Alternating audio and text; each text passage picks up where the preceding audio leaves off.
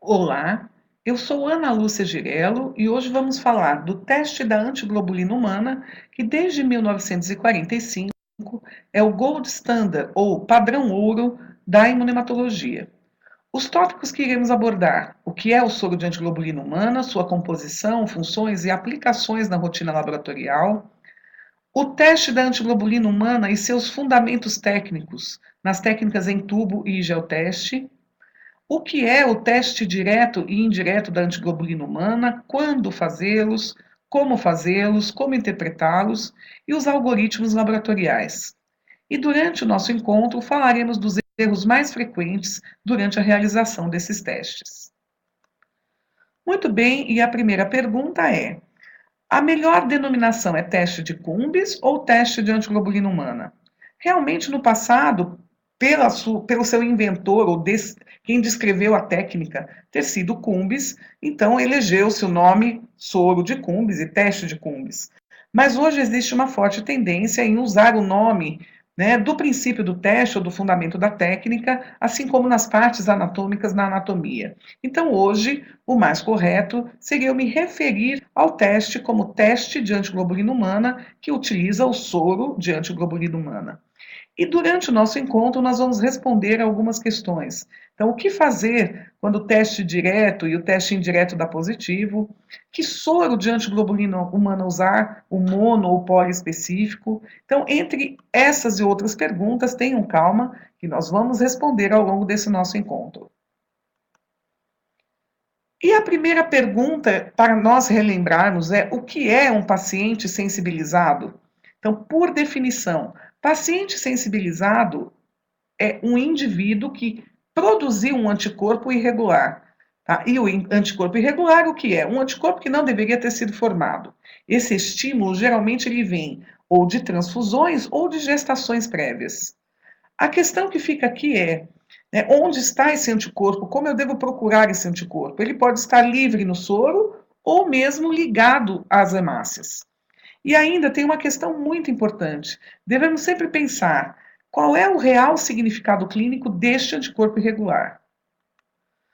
Muito bem, então aqui uma imagem ilustrativa, o indivíduo que não tinha o anticorpo e agora ele é sensibilizado, provavelmente por transfusões ou mesmo por gestação, em caso de mulheres, ele acaba por formar anticorpos contra aqueles antígenos que ele não possui e esses anticorpos ficam livres no soro. E num segundo momento, o paciente pode ter também uma resposta autoimune e esse anticorpo ser formado contra as próprias hemácias. E veremos as outras situações onde tudo isso que falamos pode acontecer. Muito bem, então o que é o halo-anticorpo? O halo-anticorpo é um anticorpo formado contra algo que eu não possuo. Então, as minhas hemácias, por exemplo, nesse esquema, não possuem esse antígeno aqui representado em amarelinho, e aí eu recebi esse antígeno por transfusões ou por gestações e acabo formando um anticorpo. Por definição, este é um halo-anticorpo. Mas também podemos formar anticorpos que se ligam às minhas próprias hemácias. E aqui a definição mais concreta de um autoanticorpo é aquele anticorpo formado contra o meu próprio antígeno. E não precisa necessariamente ser um antígeno eritrocitário. Esse autoanticorpo, ele geralmente não tem uma especificidade definida contra um antígeno X ou Y. O que nós vemos na prática é que a maioria desses autoanticorpos são panreativos, eles reagem com todas as hemácias da geladeira, todas aquelas hemácias que eu cruzo, todas as hemácias do painel. E pode ocorrer também um fenômeno onde um medicamento ou uma droga que o paciente está fazendo uso, de forma crônica, geralmente, induz a formação de um anticorpo. Isso não é um efeito desejável. Os medicamentos, eles são aptenos, eles são compostos de um único epítopo e não deveriam ser imunogênicos. Mas por 4 mecanismos diferentes, pode ocorrer, então, o quê? Tá? A formação de um anticorpo contra este medicamento, que às vezes se conjugou com uma macromolécula, muitas vezes se depositou em cima da minha hemácia e acaba que esse anticorpo é contra o medicamento, ou o complexo medicamento mais proteína, e a hemácia acaba sendo uma mera espectadora. Então, acaba ocorrendo uma hemólise por conta desse efeito do anticorpo contra o medicamento. Este não é um fenômeno autoimune, não indica um distúrbio imunológico, mas o teste que detecta o autoanticorpo é o mesmo que detecta o anticorpo droga-induzido. Então, devemos fazer essa diferenciação e nós vamos ver como isso acontece. Muito bem, então já vimos que o paciente aloimunizado é aquele que forma um anticorpo que não deveria existir. Então, existe sempre, quando o indivíduo recebe transfusão, a não ser que não seja sangue, né? Então, aqui só fazendo uma piadinha, né? O sangue, existe um risco na administração do sangue, que é inerente à própria composição do sangue. Então, sabemos que indivíduos que recebem transfusão de hemocomponentes podem desenvolver anticorpos a uma centena de antígenos eritrocitários, isso só pensando em hemácias e imunohematologia eritrocitária, porque sabemos que existem anticorpos antiplaquetários, antigranulocitários, e sabemos também que existem outras reações transfusionais, que não necessariamente aquelas imune-hemolíticas. Mas é aquilo que interessa discutir aqui num curso de imunohematologia. Muito bem, então esses anticorpos que os indivíduos produzem, os indivíduos sensibilizados, esses anticorpos podem ser detectados ligados às hemácias. Então, a realização de um teste de antiglobulina humana direto, ele acaba por testar o quê? A hemácia do indivíduo para saber se tem anticorpo fixado a essa hemácia. Mas uma coisa é bastante importante que se diga e é nesse momento que a gente diz. Muitas vezes as hemácias estão lotadas de anticorpos em volta delas e esses anticorpos acabam sobrando no soro. Por consequência, autoanticorpos, né, ou anticorpos que deveriam ser específicos a essas hemácias, acabam sobrando no soro e são detectados no teste da antiglobulina humana indireto ou na pesquisa de anticorpo irregular. Ok? Então, a melhor definição de TAD, de teste de antiglobulina humana direto, não é um teste que detecta autoanticorpo, e sim teste que detecta anticorpos fixados às hemácias, que nem sempre são autoanticorpos, nós veremos a seguir. E a melhor definição para o teste indireto da antiglobulina é que é um teste que pesquisa, que detecta anticorpos livres no soro. Tá? E nem sempre são aloanticorpos, podem ser restos de autoanticorpo. Muito bem, mas esses anticorpos não são sempre anticorpos que aglutinam hemácias. Então, devemos nos lembrar dos fundamentos do potencial zeta, da repulsão das hemácias. Então, quando os anticorpos são não aglutinantes, existe um problema, que eu vou ter que potencializar essa reação, eu vou ter que modificar o potencial zeta. E aí que entra a ideia, né, de Cumbes e seus colaboradores. Eles desenvolveram o quê?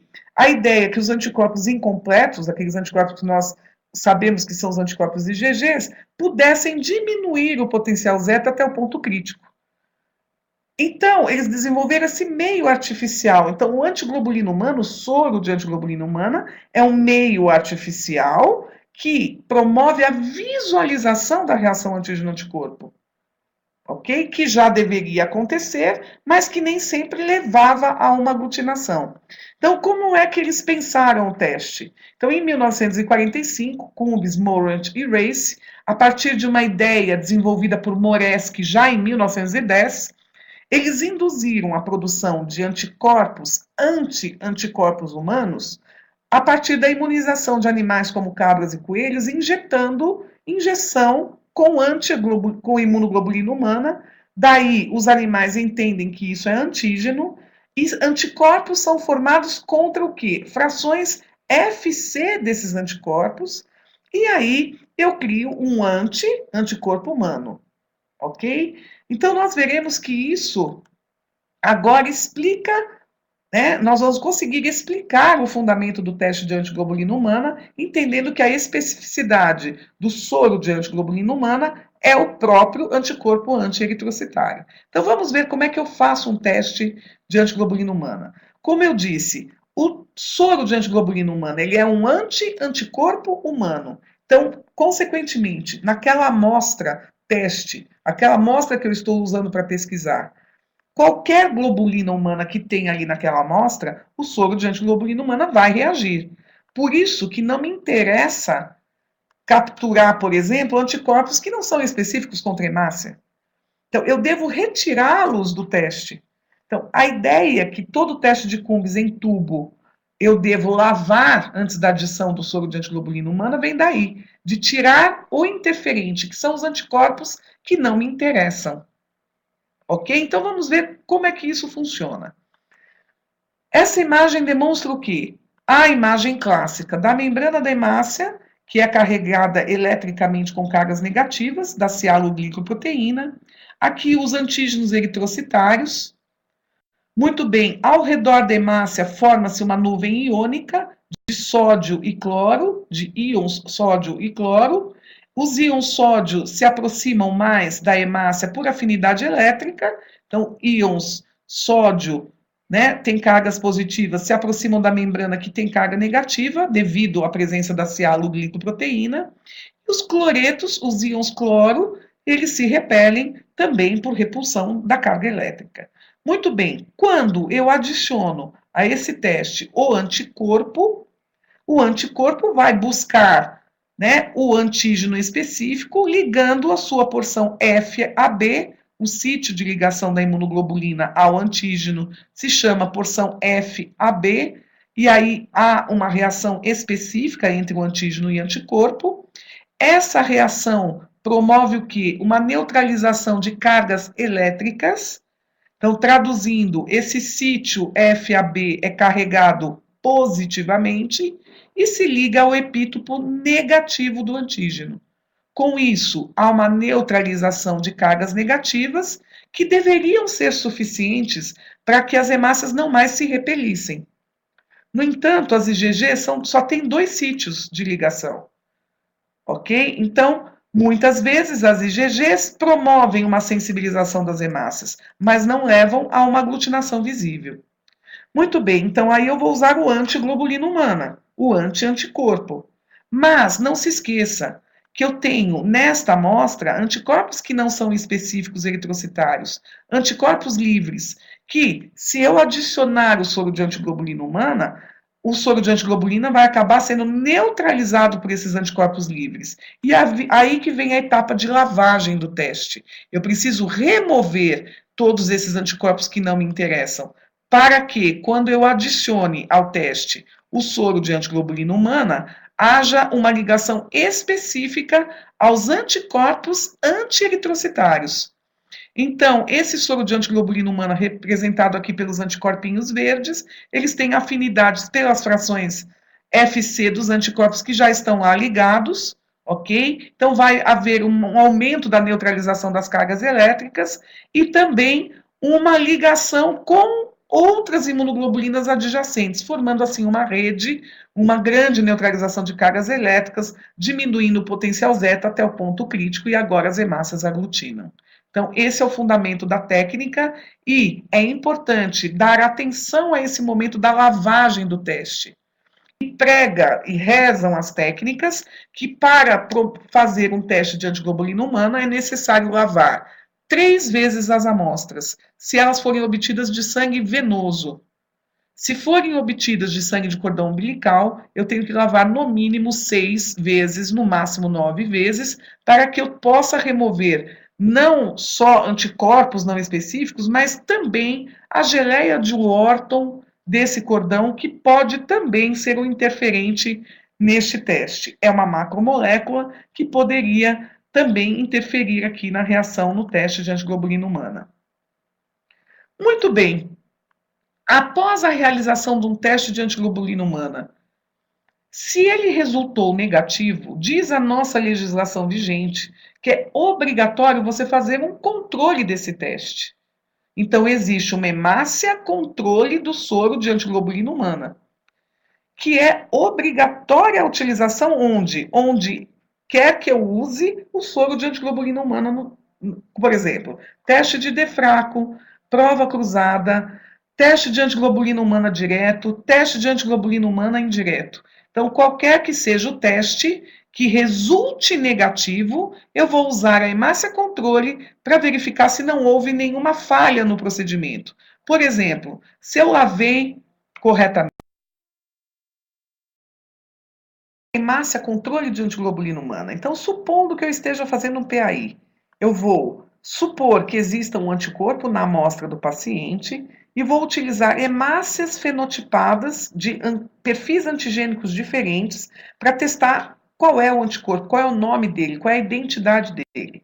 Nesse caso, com a hemácia número 2, o anticorpo é específico contra algum antígeno, então o teste vai resultar positivo após a adição do soro de antiglobulina humana.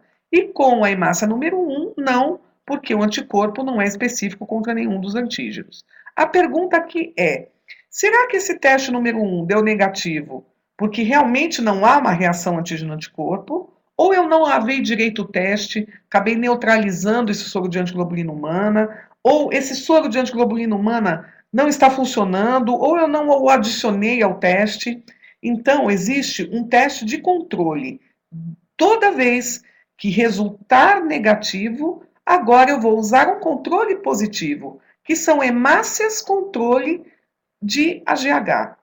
Essas hemácias são hemácias sensibilizadas, são hemácias RH positivas contendo anti-D na sua membrana. Naturalmente, quando elas são adicionadas ao teste, elas vão ser capturadas por esse soro de antiglobulina humana que está aqui no sobrenadante. Eles estão livres, eles não foram usados ou consumidos no teste, como aqui na imagem número 2, ok? Então, a pergunta aqui é: que resultado eu vou obter? Agora eu tenho que centrifugar e vai dar um resultado positivo. Mas atenção, eu vou voltar um pouquinho aqui à ilustração, vocês vão perceber que o quê? Vai dar um positivo estranho, que é aquilo que eu conheço como campo misto. Porque, na verdade, as hemácias teste vão diluir, porque elas não vão aglutinar. Quem vai aglutinar? As hemácias controle de cumbis, porque elas foram capturadas por esses antiglobulina humanas. Muito bem, então eu vou ter um misto de negativo com positivo. É o campo misto do tubo. Então, se você quiser calibrar o seu olhar para identificar campo misto em tubo, perceba como é o padrão de aglutinação em todos os testes de cumbis quando você usa a hemácia controle. Fica a dica. É um teste obrigatório pela legislação vigente no ano de 2013. E por que no geoteste não é necessário nem lavar o teste e nem utilizar a hemácia controle de antiglobulina humana? Porque o fundamento da técnica é diferente. Então vamos supor que eu vá fazer um TAD, um teste de cumbis direto em gel. Então, geralmente em tubo, o que eu faço? Eu faço uma lavagem das hemácias, como eu já disse antes, eu tenho que lavar antes de adicionar o soro de antiglobulina humana. Então, eu vou lavar no mínimo 3 vezes se for amostra de adulto, de 6 a 9 vezes se for amostra de cordão. Ok, aí eu vou fazer uma suspensão da hemácia e vou colocar, nesse caso, no gel teste. E vou colocar para centrifugar. Muito bem, o que acontece nesse momento? Quem desce? A hemácia. Então, apenas a hemácia tem peso, tem densidade para, por centrifugação, atravessar a matriz de gel. O que fica ali na câmara de incubação superior é aquilo que eu queria remover com a lavagem do teste de Cumbis em tubo, que são anticorpos que não se ligaram, anticorpos não específicos eritrocitários e até mesmo a geleia de Wharton, a fibrina, que podem atrapalhar no meu teste. Então, essa separação do que não interessa, tá? Daquilo que interessa, que são os anticorpos anti-eritrocitários, é física, é por gradiente de centrifugação. Então, os anticorpos, ou o que não interessa, ficam ali livres no microtubo superior, as hemácias atravessam o gel, encontram o soro de antiglobulina humana aqui na matriz, e aí ocorre uma aglutinação. O aglutinado é preso, é filtrado, é segurado pelo gel, ok? Em qualquer altura. Então, esse é um teste positivo 2 cruzes, esse aqui é um teste positivo 4 cruzes, e aqui um teste negativo. Muito bem, então, da mesma forma que eu não lavo o teste, eu também não preciso aplicar o soro controle que pretende controlar a sua lavagem, ok? E a outra dúvida que é muito comum é: qual é a diferença entre os soros de antiglobulina humana? Qual é a diferença do monoespecífico e do poliespecífico? Primeira coisa, muitas especificidades. Então, é um soro que contém anticorpos, anti-anticorpos humanos. Não apenas anti-IgG, mas sim contra cadeias pesadas que muitas vezes são comuns a vários anticorpos. Além disso, contém também frações anticomplementares, que podem ser anti-C3b mais anti-C3d ou apenas anti-C3d, depende da marca do seu reagente, mas enfim, é um soro de antiglobulina humana capaz de detectar tanto anticorpos IgGs, como muitas vezes anticorpos IgM e também frações de complemento absorvidas aí às hemácias. Seja o soro de qualquer que seja a marca, em tubo ou em gel, esse soro universalmente é verde, ok? Isso é uma determinação universal. Muitos conhecem esse soro como anti-humano, que na verdade é o nome comercial dado pela Fresenius ao seu soro poliespecífico, ok? As cartelas de gel-teste, então, contendo soros verdinhos, são cartelas de soro de antiglobulina humana poliespecífico. Muito bem, se tem o poliespecífico, deve ter o monoespecífico. Então, aquele soro de antiglobulina humana, que geralmente é apresentado no tubo, na cor, na verdade, incolor, né, a gente fala de branco, mas não é, é incolor, é o soro de Cumbis monoespecífico anti-IgG. Então, ele é específico contra a imunoglobulina IgG. Mas eu tenho vários outros soros monoespecíficos. Eu tenho anti-GA, eu tenho anti-GM, eu tenho antifrações complementares. Então, eu tenho essas apresentações na forma convencional, para testes em tubo, como eu tenho também para testes em gel, só o anti-IgG, então aqui vários microtubos contendo soro monoespecífico IgG, ou até o perfil contendo vários soros diferentes monoespecíficos. Então, ok, já entendemos o que é o teste de antiglobulina humana, qual a diferença dos soros de antiglobulina humana poli e monoespecífico, o que é a hemácia controle do teste de antiglobulina humana, e agora de que forma que eu faço esses testes. Então, eu posso fazer o teste direto da antiglobulina humana ou indireto. Aquilo que nós conhecemos como cumbis direto e cumbis indireto. Lembrando só que o Cumbis indireto não é só aquele teste que nós fazemos pesquisa de anticorpos irregulares no soro. Algumas fenotipagens eritrocitárias também usam o método indireto da antiglobulina humana. A prova cruzada é um teste indireto da antiglobulina humana. O autocontrole também, ok?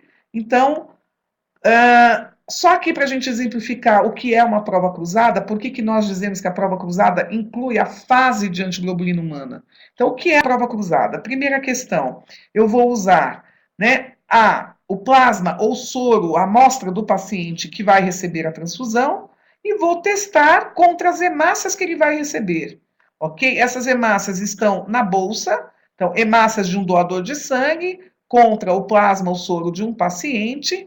E agora, em tubo, existem pelo menos duas etapas. Uma leitura que eu faço à temperatura ambiente, mas o importante é detectar anticorpos clinicamente significativos. Então, eu levo esse teste até a fase de antiglobulina humana, ok? Que é um cumbis indireto, na verdade. Se resultar aglutinação, eu vou dizer que o teste ou a prova cruzada é incompatível. Se não aglutinar, eu vou dizer que a prova é compatível.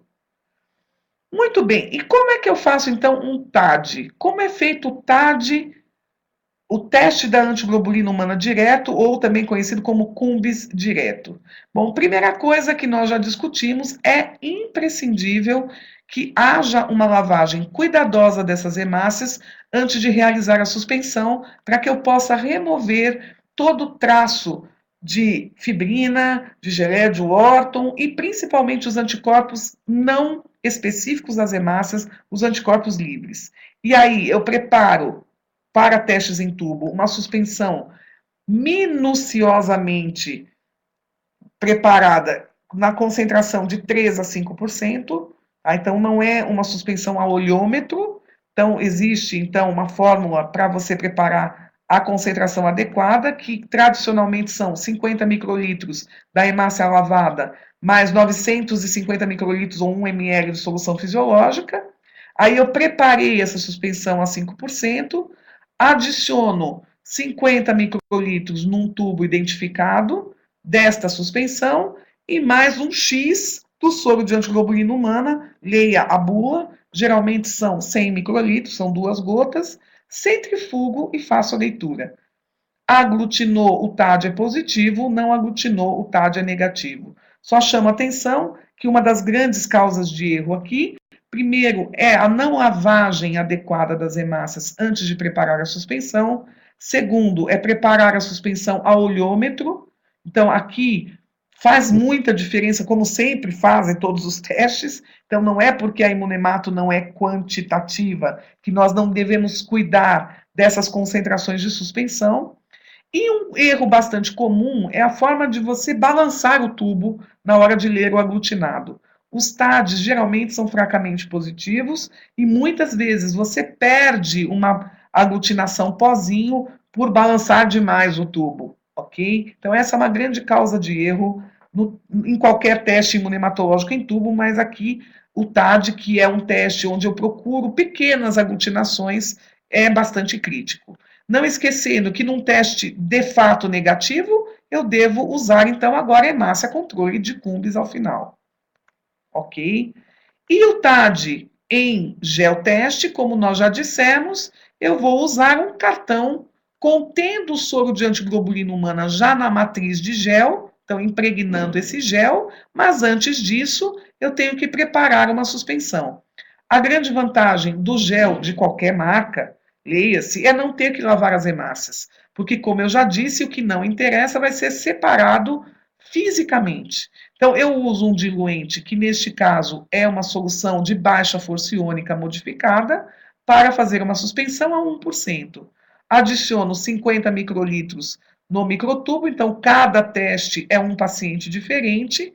Agora eu vou centrifugar, não é necessário incubar, eu vou centrifugar na centrífuga adequada e chamando a atenção que aqui não houve a lavagem, que é a grande vantagem do geoteste em relação ao tubo, facilita bastante para o técnico, além, né, do fato de eu usar um potencializador de reação, aumentar bastante a sensibilidade do TAD em gel. Muito bem, aqui só para a gente poder discutir os graus de aglutinação em geoteste, quando o aglutinado é firme e forte e acaba sendo retido ali na câmara superior do gel, eu chamo isso de 4 cruzes. Se o aglutinado desce até mais ou menos metade do gel, eu chamo de 3 cruzes, que seria mais ou menos isso se não fosse aqui essas aglutinaçõezinhas, ok? Ao longo de todo o gel, eu chamo de uma cruz, de 2 cruzes, então, ao longo de todo o gel, e da metade para baixo, eu chamo de uma cruz. Negativo é negativo mesmo, e se houver qualquer gruminho penetrando o gel, eu chamo de pó, e pó existe. E principalmente aqui, que eu não tenho como sacudir o gel, eu não tenho a mão humana balançando essa cartela, o pó é pó e ele vai ficar ali para sempre. Tá? Ele deve ser considerado como um resultado positivo. Se isso tem significado clínico, não cabe a nós do laboratório avaliar, mas pó em gel existe, especialmente no TAD. Então, como interpretar o resultado do TAD? O que quer dizer um TAD positivo e um TAD negativo? A primeira questão que fica aqui é, primeira coisa que eu tenho que ver é de quem é essa amostra. Tá? O que é um TAD positivo, considerando que essa hemácia é de um paciente? Então, é um anticorpo ligado na própria hemácia dele, ou se ele for um paciente transfundido, tá? Pode ser um anticorpo que era dele ligado na hemácia transfundida. Tá? E se for alguém com uma hemólise suspeita, inexplicável, pode ser uma doença, uma anemia hemolítica autoimune. E o TAD negativo? Nem sempre é negativo mesmo. Tá? Muitas vezes eu tenho um limiar de detecção do meu teste menor do que a quantidade de anticorpos ou complemento que eu tenho ligados a essas hemácias. Então, o que eu quero dizer é que muito cuidado na avaliação muito simples e muito simplista do resultado de um teste que é apenas triagem. Tá? Então, como eu disse, é muito importante você pesquisar, você avaliar de quem é essa amostra. Então, eu posso usar o TAD para estudos de doença hemolítica perinatal, no caso de anemia hemolítica autoimune, no caso de hemólises induzidas por drogas. É muito importante aqui que você avalie o estado geral do indivíduo para ver se existe uma suspeita clínica de hemólise antes de você interpretar o resultado do TAD. Tá? E principalmente no caso de pacientes recém-transfundidos que apresentam sinais de hemólise pós-transfusional. Então, é importante proceder o TAD nas amostras pós-transfusionais, porque nós já sabemos, na suspeita de uma reação transfusional, paramos a transfusão, coletamos uma amostra pós-transfusional, levamos o resto daquela bolsa que estava sendo transfundida, comparamos com as amostras pré-transfusionais, ok? E o que é muito importante é fazer o TAD pós-transfusional, né? E aí aproveitamos e fazemos o pré também. Muito bem, o TAD é um teste obrigatório? Não, ele não é obrigatório na rotina pré-transfusional, nem no Brasil e nem no exterior. Qual é a incidência de TADs positivos em pacientes? 7 a 15%, considerando aí qual é o tipo de paciente que você atende. Mas uma coisa que nós devemos lembrar: nem todo indivíduo que tem o TAD positivo realmente é um indivíduo com hemólise. A primeira questão que fica aqui é: sempre a nossa medula vai tentar trabalhar para consertar essa perda, esta hemólise, ok? Então, nem todo anticorpo ligado à hemácia causa uma hemólise que provoca anemia.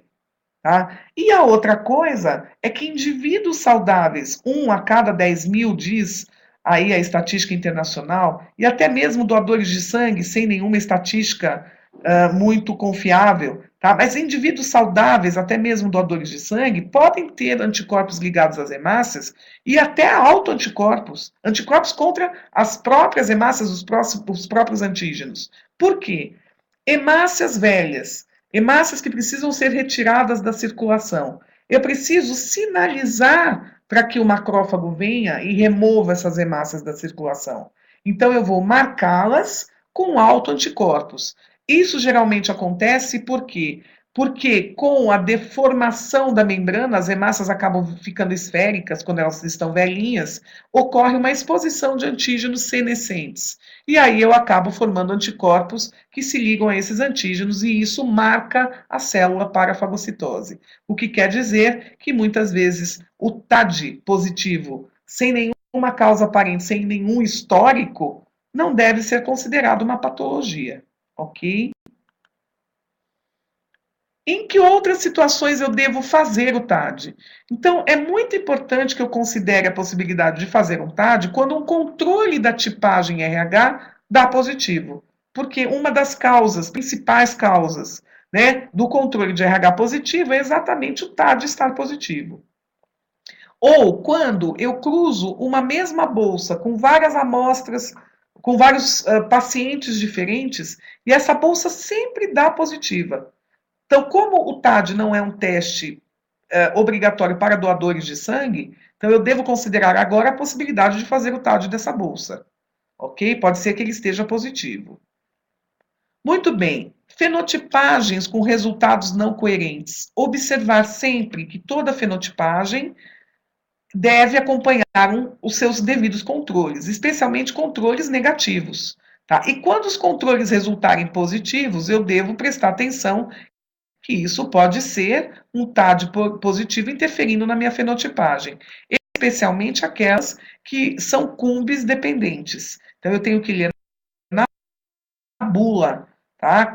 Como proceder cada uma das fenotipagens, especialmente aquelas que usam a eu prestar atenção que o TAD positivo pode interferir. E também, quando o PAI, quando a pesquisa de anticorpo irregular no soro resulta positiva, é importante que eu faça sempre o TAD, para saber se também não tem anticorpo fixado à hemácia, que pode estar até sobrando aqui nesse soro. Eu vou falar isso um pouquinho mais para frente, quando eu falar do painel de hemácias.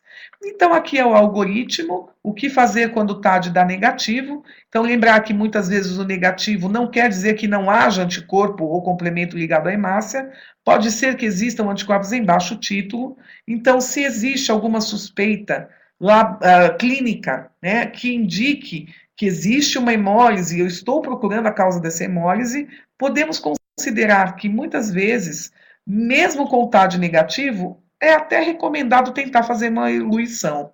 Eu vou falar na sequência do eluato.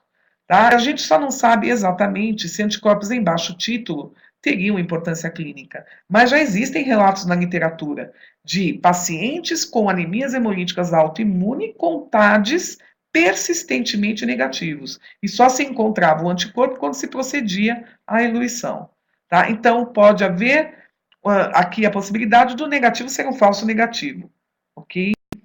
E os TADs positivos, acabamos de discutir que existem condições onde isso é fisiológico, tá? Mas o que é mais importante para que eu possa decidir como prosseguir, o que eu vou fazer agora, que testes eu vou realizar, é importantíssimo eu chamar a atenção, né, de que testes como eluato e tratamento de hemácias com cloroquina só devem ser realizados se o anticorpo ligado na hemácia for IgG. Então, muitas pessoas, tá, veem um TAD positivo, já fazem eluato, já tratam com cloroquina e já identificam o anticorpo, tá, sem nem mesmo testar a classe do anticorpo. Então, nós já dissemos, existe o TAD com o soro poliespecífico e com o monoespecífico. Então, minimamente, eu devo primeiro testar para ver se existe uma IgG envolvida, para depois prosseguir com os meus testes laboratoriais. Então, uma forma é usar o soro monoespecífico, aquele soro de Cumbres incolor, e a outra forma é usar os perfis de antissoros monoespecíficos. E aqui não vamos nos prolongar na interpretação desses testes aqui representados, mas, por exemplo, aqui deu positivo para IgG, então agora eu posso fazer eluato, tratar as hemácias com cloroquina, o que eu tiver que fazer. Tá? E aqui não, aqui deu tudo positivo, inclusive o controle. Isso aqui é um padrão típico de autocrioglutinina, autoanticorpos de classe IgM, que aglutinam até dentro do próprio tubo da coleta, do tubo primário de coleta, tá? E eles acabam aglutinando independentemente da especificidade dos antissoros. O que isso quer dizer? Isso muda tudo, gente, em termos de avaliação do significado clínico. Uma coisa é você ter uma IgG ligada à hemácia, outra coisa é você ter uma IgM, a outra coisa é você ter uma IgA, a outra coisa é você ter associação de classes com complementos ativados. Isso vai balizar o diagnóstico do médico, muitas vezes vai direcionar para um prognóstico bom ou não. Tá? E mais importante para nós que trabalhamos em imunemato é saber o que eu vou fazer agora. E eu só consigo saber o que eu vou fazer agora se eu definir qual é a classe do anticorpo que está ligado na hemácia, no caso do TAD positivo. É necessário usar todo o perfil? Não, mas pelo menos você ter à sua disposição, no mínimo, o soro anti-IgG monoespecífico. Okay? Muito bem. E no caso de ser uma IgG com ou sem complemento, ligados aí às hemácias, eu posso proceder o quê? A eluição. Então, para que eu possa identificar o anticorpo que está ligado na hemácia, eu preciso desligá-lo da hemácia. Então, muitas vezes isso é feito através de traumas térmicos ou químicos. Então, não vamos discutir nessa aula quais são os métodos de eluição, mas a ideia é tirar os anticorpos que estão ligados às hemácias e ficar com eles. Então, eu devo pensar o quê? Que o eluato é uma forma de dissociar anticorpos e também de concentrá-los. Porque para fazer o eluato, eu parto no mínimo de 1 ml de hemácias lavadas, compactadas, e agora eu vou destruí-las, ou pelo menos tirar os anticorpos de tudo isso de hemácia que está dentro do tubo. Então, óbvio que eu vou ter muitos anticorpos aqui. Então, o eluato pode ser usado em várias situações, também não vamos discutir aqui em que situações, mas uma das formas é fazer eluato para identificar qual é a especificidade, o nome desse anticorpo. Mas podemos fazer testes de ELOAT para concentrar anticorpos em baixos títulos, por exemplo. Ok? Então, cenas dos próximos capítulos, isso não é assunto desse nosso curso e dessa nossa webcast, nós vamos discutir isso num segundo momento. Ok, então quanto ao TAD, entendemos o que é o TAD, como fazer, e o que significa o positivo e o negativo e como proceder para continuar. Então agora vamos falar da pesquisa de anticorpos irregulares, também conhecido como CUMBS indireto. O teste em tubo classicamente vai usar o quê? A amostra do paciente, soro ou plasma, e um kit de hemácias comerciais, porque elas devem ser fenotipadas e esses fenótipos têm que ser complementares. Então, aqui eu tenho que ter um certo perfil e aqui eu vou ter um outro perfil. Senão, não adianta. Se eu não conhecer quais são os antígenos presentes aqui nessas hemácias, não vai adiantar nada. Isso não é aleatório. Por isso, eu dou uma dica para os laboratórios clínicos: não pode produzir a própria hemácia. Nos bancos de sangue, isso já não é mais permitido pela legislação vigente, que eu produza as minhas próprias hemácias. Apesar que tinham muitos serviços que faziam isso de forma correta, que fenotipavam as hemácias, produziam esses kits, vamos dizer assim, com qualidade. Mas hoje a nossa legislação não permite mais, a não ser que a Anvisa autorize. Agora, laboratórios clínicos não seguem a nossa legislação, mas eu digo, fazer cumbis indiretos sem usar hemácias adquiridas comercialmente é dar um tiro no pé, porque eu não sei quem é esse anticorpo aqui. E eu teria que garantir que nessas duas hemácias, pelo menos duas, tem kits de 3 ou 4 hemácias, que eu tenha o antígeno em questão. Ok? Então fica aqui a dica. Como é feito o PAI em tubo? Então eu pego o plasma ou soro do indivíduo e vou adicionar a essas 2 hemácias, ou 3 hemácias, ou 4 hemácias, no tubo devidamente identificado. As quantidades aqui você vai ler na bula, mas o mais importante agora é que você vai fazer no mínimo 2 leituras. Uma leitura à temperatura ambiente, que significa dizer adiciona o soro ou plasma mais a hemácia, centrifuga e lê à temperatura ambiente, e depois você vai incubar o teste. Nesta incubação, eu adiciono um potencializador de reação, que pode ser uma solução de baixa força iônica, o polietileno glicol, ou a mais velhinha de todas, né? O potencializador mais velhinho, que é a albumina, e vou incubar por X tempos. Desculpem que aqui tem um erro nesse slide. Aqui não deveria ter o tempo, porque o tempo varia de acordo com o potencializador. Leiam sempre as bulas. Mas eu procedo uma incubação a 37 graus e, dependendo do potencializador, eu já vou direto lavar 3 vezes para adicionar o soro de antiglobulina humana no final.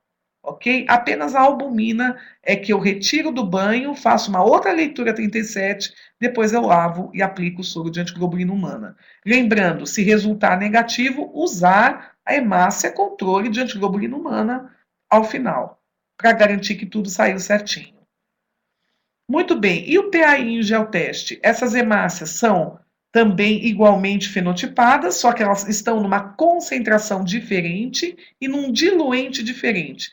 Qualquer marca de gel, gente, aqui é apenas uma representação porque foi cedido pela Biorad, ok? Mas pode ser, no caso no Brasil nós temos o gel da Grifols, tá? Como nós temos soros convencionais de várias marcas, aqui voltando, soros e hemácias comerciais da Fresenius, da Lorne, da própria Grifols. Na sequência, nós teremos outros fabricantes, mas temos Protemo, temos Ebran. Então, qualquer que seja a marca, o fundamento do teste ou do método é sempre o mesmo, ok? Então, a ideia aqui é que essas hemácias sejam produzidas em concentração adequada para gel, que é 1%, e no diluente do gel, que é uma solução de baixa força iônica. Aí eu adiciono primeiro a hemácia, depois eu vou adicionar o plasma ou soro do indivíduo, ok? Então aqui o plasma ou soro, e agora eu preciso incubar na incubadora a seco. Aqui o padrão é 15 minutos, retiro, centrifugo e leio. Aqui não existe a hemácia controle do teste de antiglobulina humana, ok?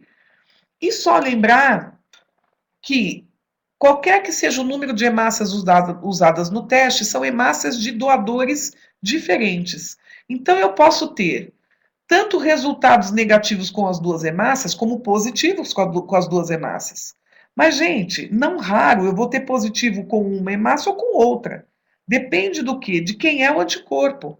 Então, vamos supor que seja anti-X. Eu estou dando um exemplo aleatório, não existe o X, tá? Mas se for um anticorpo anti-X e só a hemácia 1 tem o antígeno X, só a hemácia 1 vai aglutinar.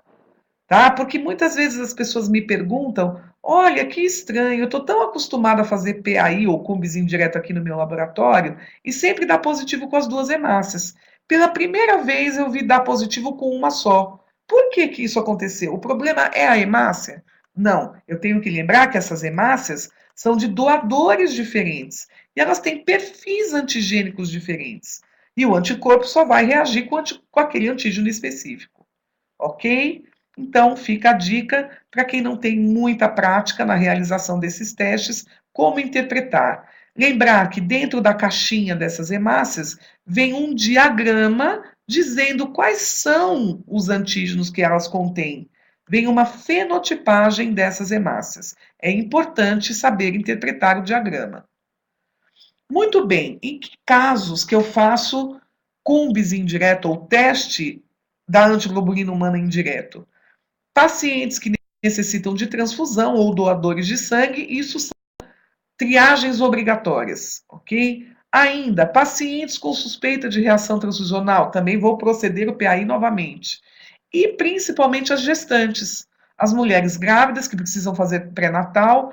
Infelizmente, ainda existe uma cultura na nossa população de só fazer cumbis indireto de mulheres RH negativas, isso ainda por cima reforçado pela legislação de banco de sangue, e nós sabemos que não são apenas as RH negativas anticorpos, porque existem aproximadamente 350 antígenos, hoje já descritos na hemácia dos indivíduos, ok? Então não é só o anti-D a causa de um possível cumbis indireto positivo.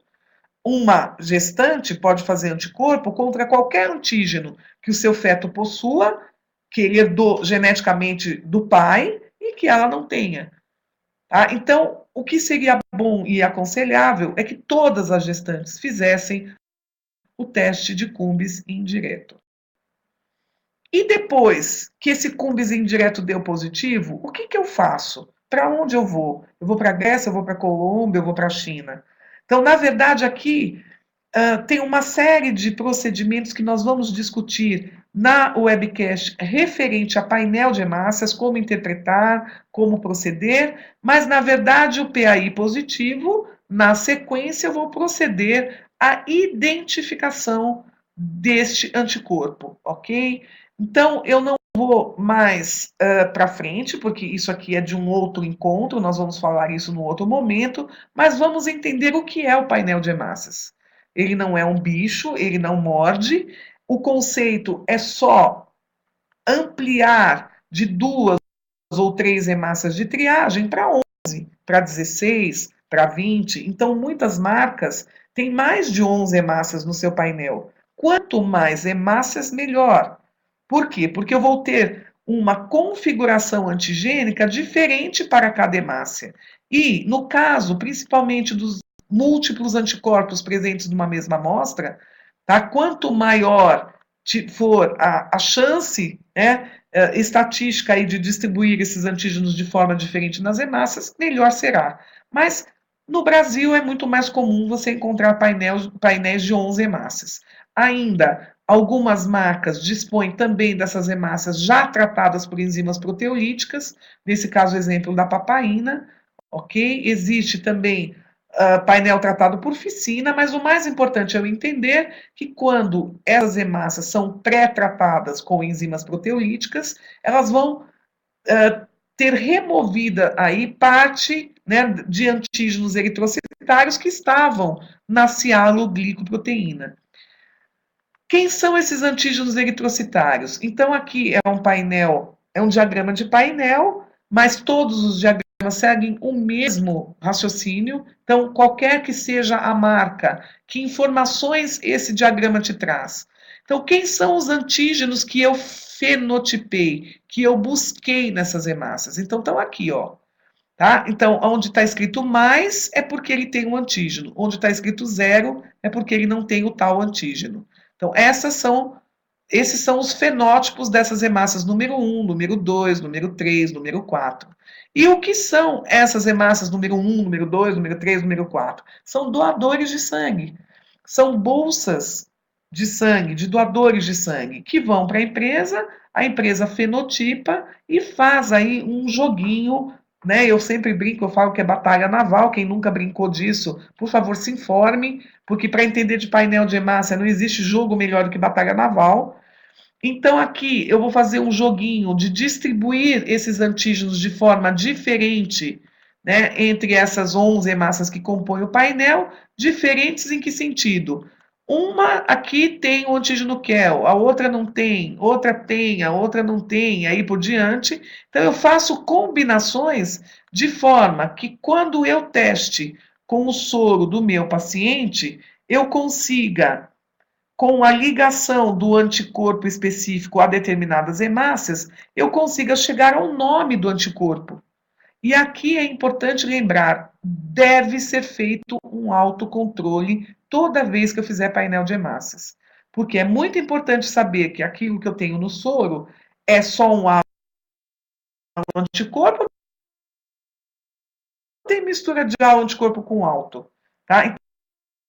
Então, não se esqueçam, todo painel de hemácia existe um 12º tubo, que é o autocontrole, seja em tubo ou seja em gel. As hemácias, o 12º buraquinho, controle, hemácia mesmo. Em alguns painéis de hemácia, ou em alguns lotes, em alguns meses, que dá sorte da gente achar, né, alguns fenótipos raros, geralmente isso vem sinalizado aqui e destacado nessa coluninha aqui. Muitas vezes não é aqui, é no meio ou é atrás do diagrama, mas todo diagrama traz o lote e a validade do seu kit. Essas hemácias têm 28 dias de validade, pelo menos até o momento que dispomos no Brasil é isso.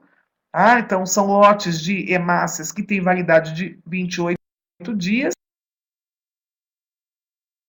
Mas interpretar painel de hemácias, saber o segredo dos painéis de hemácia, serão assunto de uma outra webcast. Então, cenas dos próximos capítulos, como interpretar o painel de hemácias, será o nosso assunto num próximo encontro. Espero que vocês tenham gostado. Se vocês tiverem alguma dúvida, não hesitem em deixá-las no nosso fórum Dúvidas.